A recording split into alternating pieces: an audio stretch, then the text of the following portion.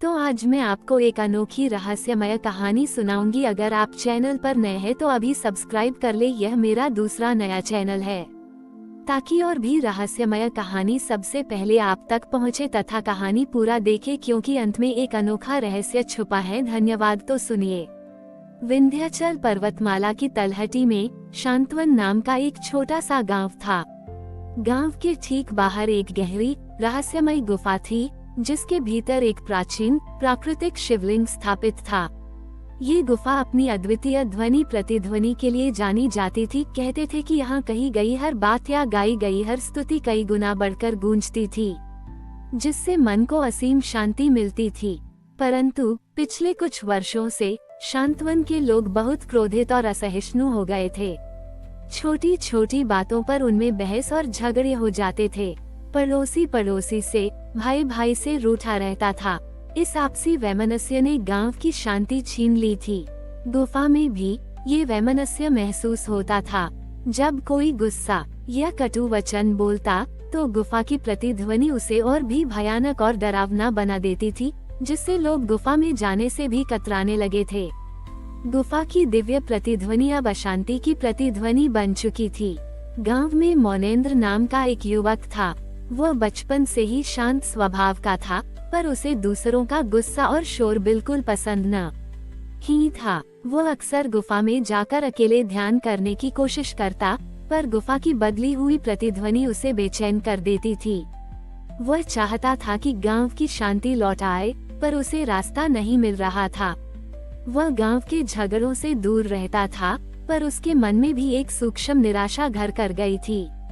श्रावण का महीना आया। वर्षा के कारण गुफा के बाहर की झाड़ियां और भी घनी हो गई थीं, और गुफा के भीतर अंधेरा और गहरा हो गया था।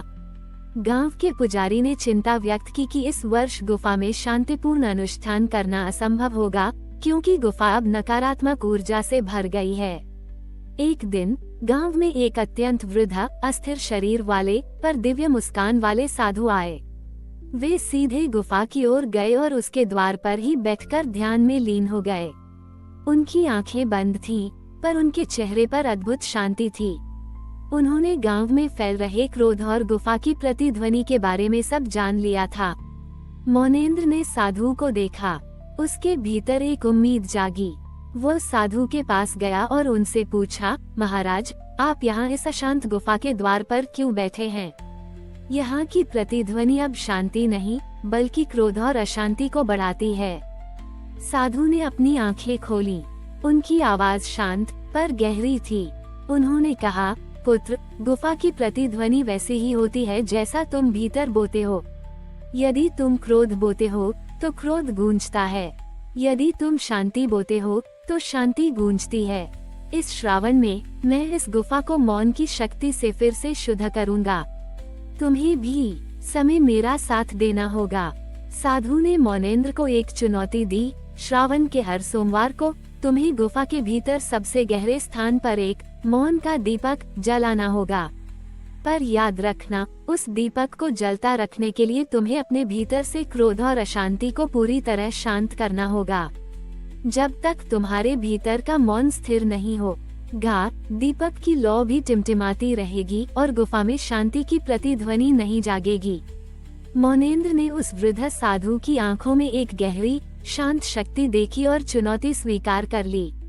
मोनेंद्र ने उस वृद्ध साधु की आंखों में एक गहरी शांत शक्ति देखी और चुनौती स्वीकार कर ली। श्रावण के पहले सोमवार को वह हिम्मत करके गुफा के भीतर सबसे गहरे स्थान पर पहुंचा। उसने छोटा सा दीपक जलाया, पर जैसे ही वह आंखें बंद करके ध्यान करने बैठा, गांव से आती बहस की आवाजें, उसके भीतर का क्रोध और निराशा गुफा की प्रतिध्वनि के साथ और तेज होकर गूंजने लगी। दीपक की लौ भी तेजी से टिमटिमा रही थी, मानो उसके भीतर की अशांति को दर्शा रही हो। मोनेंद्र को लगा कि यह कार्य असंभव है। हर सोमवार को मोनेंद्र फिर से कोशिश करता। वो खुद को शांत करने का प्रयास करता, पर गांव में झगड़े बढ़ते ही जा रहे थे और हर कटु शब्द गुफा में भयानक रूप से गूंजता। वो कई बार हार मान लेता, पर गुफा के द्वार पर बैठे साधु की अटूट शांति और उनकी स्थिर शांत आंखों को देखकर उसे फिर से प्रेरणा मिलती। साधु कभी कुछ नहीं कहते थे, बस कभी कभी मोनेंद्र की ओर देखकर धीमी सी मुस्कान देते, मानो कह रहे हों कि रास्ता तुम्हारे भीतर ही है। मोनेंद्र ने एक शाम गुफा में बैठे हुए अपने मन के क्रोध और निराशा को गहराई से महसूस किया। उसे एहसास हुआ कि गुफा की प्रतिध्वनि बाहरी झगड़ों से ज्यादा उसके अपने भीतर की अशांति को बढ़ा रही है। उसे साधु के शब्द याद आए, गुफा की प्रतिध्वनि वैसे ही होती है जैसा तुम भीतर बोते हो। उस क्षण मोनेंद्र को समझ आया कि उसे दूसरों पर गुस्सा करने के बजाय अपने भीतर की अशांति और दूसरों के प्रति अपने मन की कड़वाहट को शांत करना होगा। उसने निश्चय किया कि वह अब अपने मन को किसी भी बाहरी शोर या गांव के झगड़ों से प्रभावित नहीं होने देगा। अगले सोमवार को मोनेंद्र ने एक अलग भावना के साथ गुफा में प्रवेश किया। वह आंखें बंद करके बैठा, पर इस बार उसने अपने भीतर उठते हर क्रोध या निराशा के विचार को देखा और उसे धीरे धीरे जाने दिया। उसने गांव के उन लोगों को मन ही मन माफ करना शुरू किया जिनसे उसके मन में वैर था। उसने शिवजी के शांत ध्यानमग्न स्वरूप का ध्यान किया और अपने भीतर करुणा के भाव को जगाया। उसका लक्ष्य अब केवल दीपक को जलाना नहीं था, बल्कि अपने भीतर मौन का सागर बनाना था। जैसे जैसे मोनेंद्र का मन शांत होता गया, एक अद्भुत चमत्कार हुआ। दीपक की लौ, जो हमेशा टिमटिमाती थी, धीरे धीरे स्थिर और शांत हो गई। उसकी रोशनी पूरे गुफा में फैलने लगी, जिससे भीतर का घना अंधेरा दूर होने लगा। और फिर गुफा की दीवारों से, जहाँ कभी क्रोध और अशांति गूंजती थी, अब एक गहरी पवित्र ओम की ध्वनि गूंजने लगी। ये ध्वनि इतनी मधुर और शांत करने वाली थी कि वह गुफा से निकलकर पूरे शांतवन गांव में फैल गई। गांव के लोग, जो अपने घरों में झगड़ रहे थे या उदास बैठे थे, इस दिव्य ओम की प्रतिध्वनि को सुनकर अचंभित रह गए। वे अनजाने में ही गुफा की ओर खींचे चले आए। उन्होंने देखा कि गुफा के द्वार पर बैठे साधु की मुस्कान और भी गहरी हो गई थी और भीतर मोनेंद्र का दीपक अपनी पूर्ण ज्योति के साथ चमक रहा था। गांव वालों ने एक दूसरे को देखा और उनके भीतर की सारी कड़वाहट और गुस्सा उस ओम की दिव्य ध्वनि में घुल गया। उन्हें वर्षों बाद एक ऐसी शांति और एकता महसूस हुई जो उन्होंने कभी खो दी थी। मोनेंद्र, जो अब भीतर से पूरी तरह शांत था, गांव वालों के बीच एक प्रेरणा बन गया।